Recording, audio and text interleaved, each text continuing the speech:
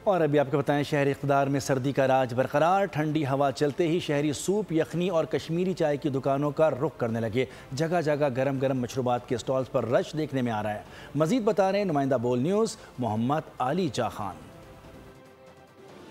शहर इक़्तिदार, शहर बेमिसाल इस्लामाबाद में सर्दियों का राज है और जाड़े की मुनासबत से यखनी, सूप, पिंक टी की डिमांड बढ़ी है। शहरी जोक दर जोक आ रहे हैं, सूप पी रहे हैं, इंजॉय कर रहे हैं, इनसे गुफ्तगू करते हैं।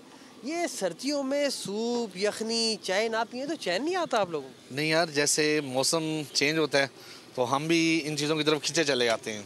आगे बढ़ते हैं, इनसे गुफ्तगू करते हैं। आप ऐसा क्या इसमें डालते हैं जो लोग खींचे चले आते हैं? आपकी इसमें क्या ऐसी ख़ास रेसिपी है? सर, एक तो ये कश्मीरी चाय जो हर कोई बना नहीं सकता है, तो इसमें ये होता है कि इसका टाइम काफ़ी लगता है। दिन रात घर पकती है तो फिर यहाँ पे आती है। उसके बाद इसमें कश्मीरी पत्ती, दालचीनी, मोटी इलायची, बादियान पत्ता के फूल, मसलून, जलवतरी, ज़ाफ़रान, ये सारी चीज़ें होती हैं जिसकी वजह से इसकी तासीर गर्म होती है और लज़्ज़त वाली चाय बनती है। रेसिपी दुनिया के सामने एक्सपोज कर दी है? नहीं, वो तो कोई इशू नहीं। जो अगर कोई बना पी सकता है तो पी ले, अपना मज़ा नहीं आएगा तो हम पिला देंगे फिर। तो नाज़रीन, गुफ्तगू आपने इनकी मुलाहिज़ा फरमाई।